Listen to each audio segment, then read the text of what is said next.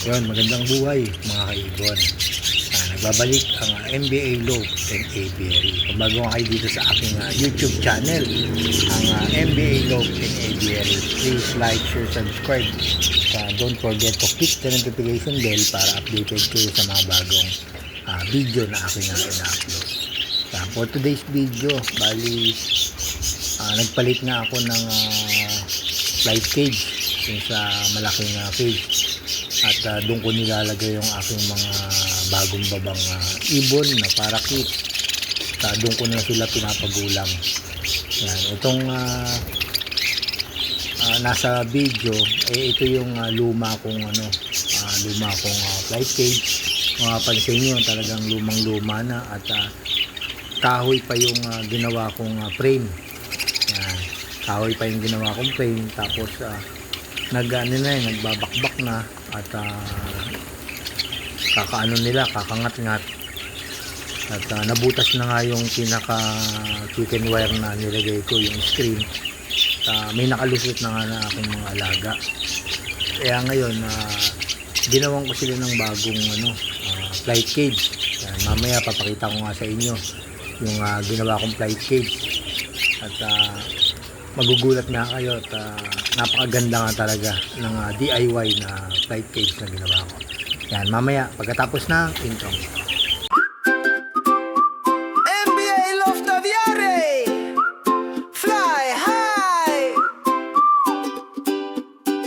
Hanap mo ba ay gabay sa pag-aalaga sa parakeets at lovebirds? Kami ang una. MBA Loaf Aviary, kaibigang mapagkakatiwalaan. Sulit na mga ibon, laging maaasahan. Kalapate at parakit, sabay na lilipad. Kaalaman sa pag-aalaga, dito ilalantad. MBA Loaf Aviary, sa saya ay kasama. Gabay sa bawat pakpak, gabay sa bawat tuka. Lovebirds at parakits, alagang totoo. MBA Loaf Aviary, para sa inyo to. Kulay ay makulay, buhay ay masigla. Sa aming channel, kaalaman ay makuha. Tips sa pagpapakain at tamang kulungan. Sa MBA Loaf, kayo ay tutulungan. Huwag nang mangamba, ang ibon mo'y ligtas.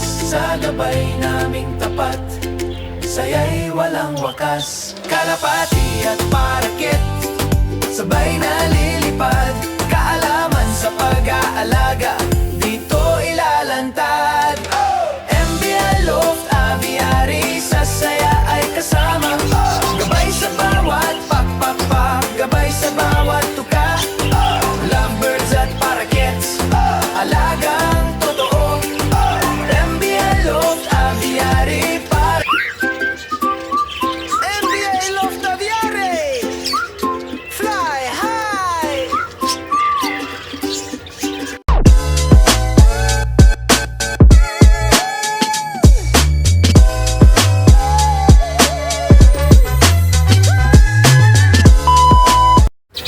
Welcome back mga kaibon. For today's video, papakita ko nga kayo sa inyo yung ginawa kong bagong flight cage ng aking mga alagang parakits. Itong nasa video na to, ito yung luma. Yan, kung makapansin nyo, talagang lumang-luma na at mga butas-butas na. Kahoy nga ang ginawa kong frame nito, at dun sa ginawa ko ay talagang matibay na at pangmatagalan na. Kaya bago natin pag-usapan yung ginawa kong flight cage, pakita ko muna sa inyo yung aking TCB na pair na nag-itlog na. Ayun mga kaibon, ito yung pair natin na TCB na blue and Lutino. Yan, pinares natin sa Ino mutation. Yan, TCB na yan. Ngayon, pang na to, pang 4 na clutch. Ngayon, meron ng itlog. Kaya silipin natin, kaibon yung itlog. Silipin natin yung itlog nila kung ilan na. Yan, para unang check ko pa naman to.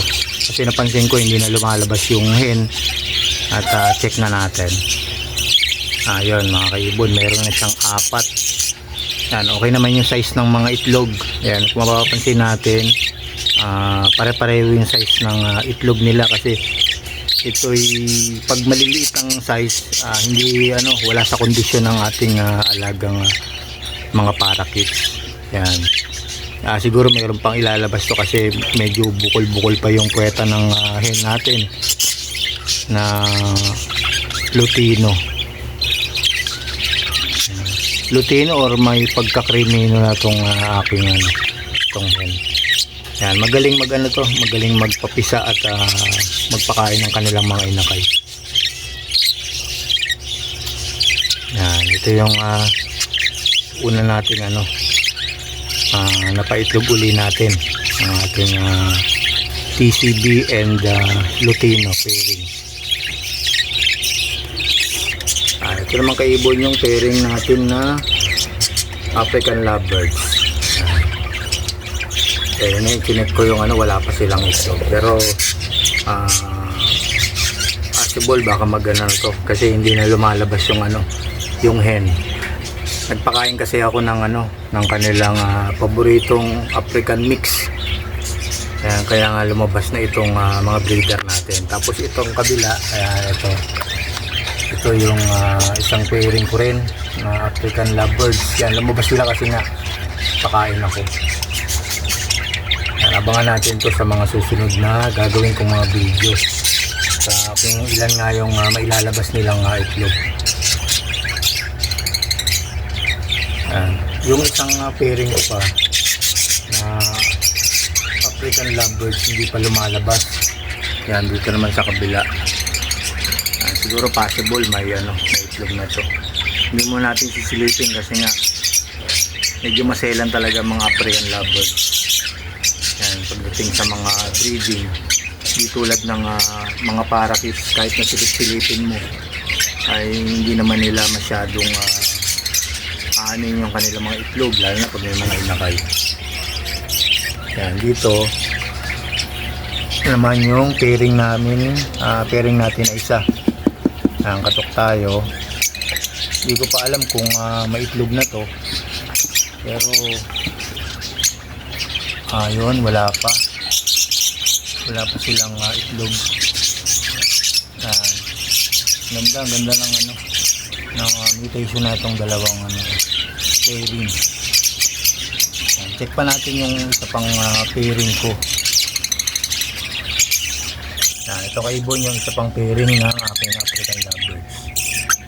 Bali yan, ang pair ko niya ng mga African Lovebirds ay 5. 5 pair yan. Sana makapagpabuga tayo ng kanilang mutation. Sinisilip-silip. Hindi na rin lumalabas yan, siguro possible mga 2 days or 3 days mag-itlog na sila. Ito ganun din to, lagi na sa loob. Tapos ito naman yung pairing ko na parakeets. TCB, tapos pinaris natin siya normal na blue. Ito lang naman ang mga ganap dito sa aking ipunan. Ngayon, papakita ko sa inyo yung DIY ko na flight cage. Bali nagpalit na ako ng flight cage. Gumawa ako. Pinalitan ko na kasi yung luma kong flight cage. Papakita ko sa inyo yung luma kong flight cage. At yung ginawang bago, nailipat ko na rin yung mga parakeets natin sa kanilang bagong flight cage. Punta tayo dun sa lugar ng pagganuhan natin ng flight cage. Ayun mga kaibon, ito na yung ginawa kong bagong flight cage. DIY yan, ginawa ko lang. Bumili lang ako ng steel bar sa online. Tapos ginawa ko, tapos chicken wire lang ang ginamit ko. Bali ang na ito, ang taas 5 feet, tapos ang lapad ay 3 feet. Masaya naman sila sa bago nilang flight cage. Pinakain ko sila ng kangkong. Yan, gulay-gulay muna. Ito ito yung mga ano natin, mga ibon. Yan. Halo-halo na yan, may mix na yan. Meron siyang rainbow, may PCB, may normal gray, and blue. Yan, sama-sama sila dito sa flight cage. Dito na natin sila pinapagulang. Yan. Yan, ito.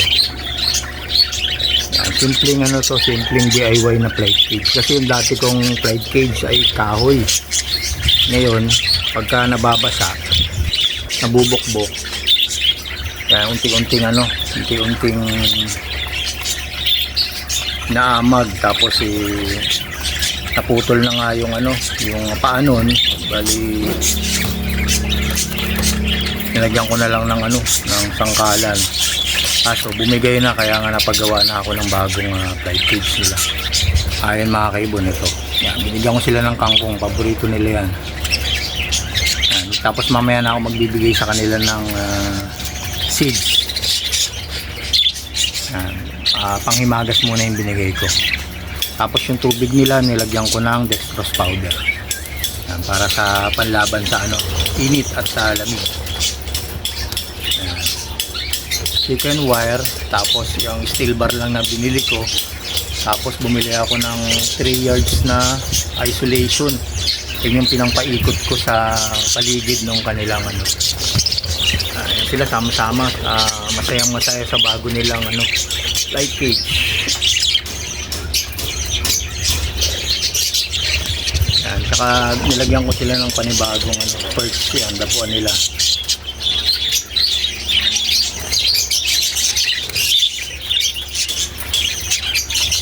Yan, siguro ginawa ko to patigil-tigil, naabot din ng ano, ng 2 weeks ang paggagawa ko patigil-tigil. Kasi nga, medyo busy. Okay naman natin nagawa bago nasira yung luma nilang ano, kulungan. Yan, flight. DIY. Yan, ginawa natin. Yan, ito yung mga TCB natin na bagong baba. Yan, papagulangin na muna natin sila, tapos diyan tayo kukuha ng mga panibagong breeder. Yan, hindi tayo nagpapares ng mga magkakapatid.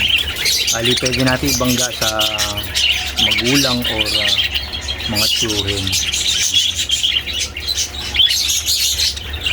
Yan, meron tayong follow. Sama-sama. Kasi ang pairing ko lang naman sa TCB, visual TCB, at saka sa pinapares natin sa hen na follow or albino or basta e-mutation. 6 link kasi ang ano, ang TCB na kailangan. Ang pairing talaga nila ay e-mutation para lumabas talaga yung kulay ng pagka TCB nila. Ayun mga kaibon, ito na yung makikita nyo sa mga susunod na vlog ko. Itong ginawa kong bagong flight cage nila. Yan, yung dating mga ginawa kong video, yung luma, makakita nyo talagang bukbok na yun yung mga kahoy. Ito siguro medyo matatagal kasi bakal na. Yan, steel bar na yung ginamit. Yan, tapos ito ginawang ko ng ano, DIY din, pintuan nga lang, screen door lang, screen lang, chicken wire, tapos nilagyan ko ng ano, kandado para hindi rin sila makalabas.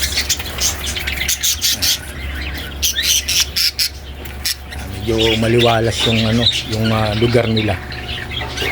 Yan, tapos ito, yan, isolation yan nilagay ko. Yan, tapos ito naman sa ibabaw, yan, yung sa ibabaw niya, ito yung mga breeder ko. Meron tayong kakatail, tapos itong mga proven natin na parakeets. May mga itlog na rin yan sila. Tapos ito yung pinapagulang mo natin bago natin ilipat dito sa flight cage.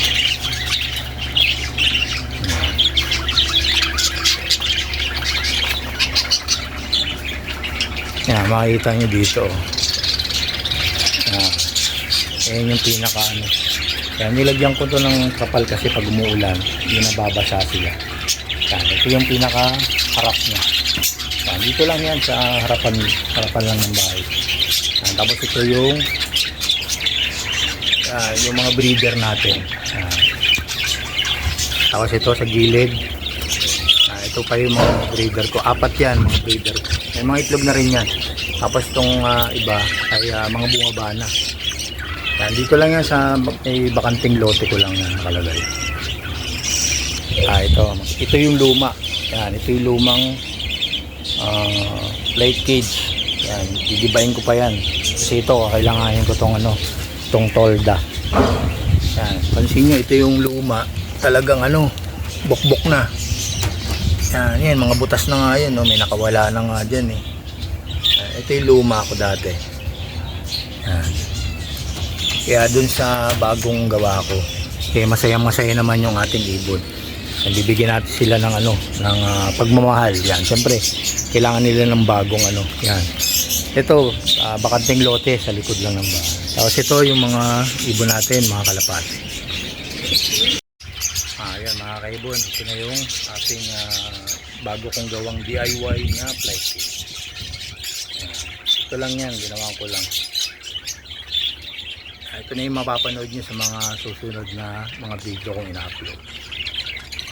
Ito maganda tong pwesto na to. Kasi nakikita yung ating mga ibon.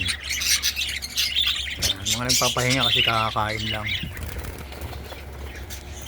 Yan, karamihan ng ibon natin puro ino.